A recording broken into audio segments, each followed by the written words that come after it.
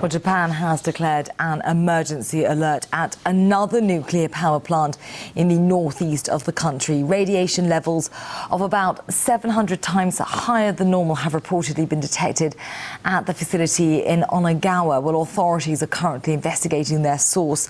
Well, for more opinion on the threat of a nuclear crisis in Japan, let's talk to Harvey Wasserman, who's written extensively on the subject of a sustainable green-powered Earth. He joins me live now from Ohio. Many thanks for being with us here on RT. Now, Japanese officials insist that there is no danger for people in relation to the crises affecting its nuclear plants. Well, obviously, they do want to avoid panic, but just how bad really is the current situation there, do you think? Very bad. It's very bad. We have now reports of 6 reactors that are under stress. We've had at least a partial meltdown at least one reactor. We've already had to attempt to flood a reactor with seawater. The problem is that when nuclear reactors go down, they still require electric power to operate pumps to keep the reactors and the spent fuel cool, and this power has been lacking. And we could conceivably, God forbid, have 6 meltdowns here. This is not a situation to be taken lightly. I do not believe the Japanese government when they say that no one is at risk. They're saying no one's at risk, but simultaneously they're evacuating people. I want to applaud them for evacuating the people, but this is a situation where the risk is very, very substantial. Well, of course, as we've been saying, the Japanese government has repeatedly stressed that it does not believe people are at risk. But as we were saying, there is now trouble at this second power plant in Onagawa, away from the Fukushima plant. And that second issue started with a fire, which was quickly put out. But now radiation levels there are rising rapidly in the facility. So is there a danger that other nuclear facilities could experience difficulty there? Well, we've actually had 3, and you have to remember there are multiple reactors at these facilities. Unlike other places in the world, the Japanese reactors are clustered. There were 7, for example, at Kashiwazaki in 2007 when they were hit by an earthquake, and all 7 of those reactors had to shut.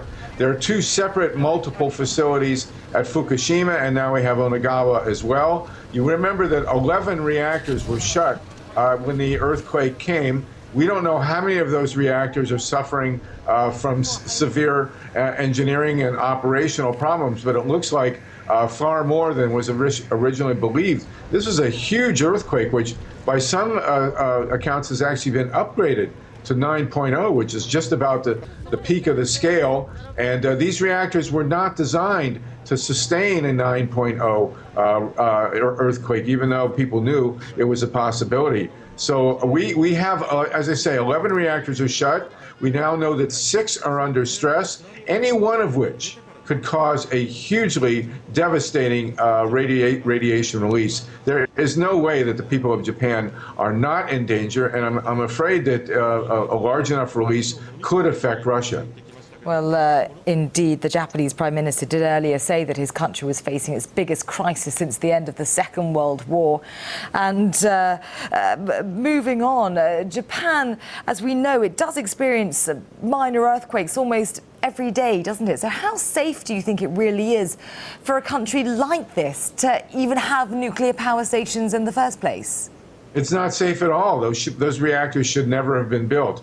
I was in Japan in 1975, 76, and 78, and exactly this kind of scenario was discussed. People said you should not build these nuclear plants because something like we're seeing now could happen. And the government and the industry said, no, we will have it under control. And we clearly see now that they don't have it under control. You have to remember, this is the second time in less than 5 years that an earthquake has hit a major nuclear facility. The Kashiwazaki facility was hit with 7 reactors in July of 2007. Serious damage was done, not as serious as we see today, but nonetheless, this is an endemic problem that we knew was happening all along. There were many, many people in Japan that argued against these reactors being built, and now we're seeing the consequences. Well, as you mentioned, as you mentioned earlier, after the crisis at Fukushima, the government did immediately order an evacuation with the exclusion zone subsequently widened considerably. Do you think that this will help? Is the government doing enough? It's impossible to know. In a situation like that, it's hard to do enough. We have an ongoing crisis here. These reactors are not yet under control. There's no guarantee that they'll get them under control. If you have 6 reactors that are having serious problems, simultaneous with the catastrophe that's occurred elsewhere, non-radioactive because of the tsunami and the earthquake, this country's resources are severely stressed. It'd be very difficult, even under the best of circumstances, for any government in the world to deal with 6 simultaneous reactor crises. And I can't imagine that they have sufficient personnel or resources to properly deal with this. And it is a very, very dangerous situation.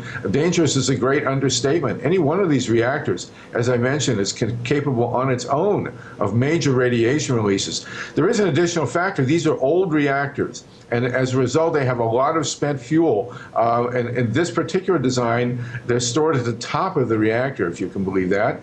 And so they're very, very vulnerable, not only with the ongoing operation of the reactor core, but also with what may happen to the highly radioactive spent fuel. No, Japan undoubtedly facing a very critical situation. Harvey Wasserman, many thanks for speaking to us from Ohio. Well, thank you, and I wish you all the best.